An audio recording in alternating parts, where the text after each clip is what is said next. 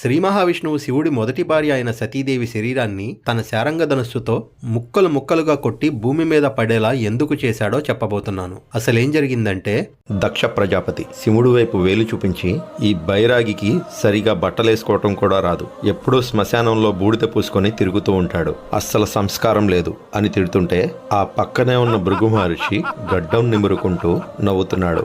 మరొకడు దక్షుడికి కన్ను కొట్టి ఇంకా తిట్టమని ఎంకరేజ్ చేస్తున్నాడు.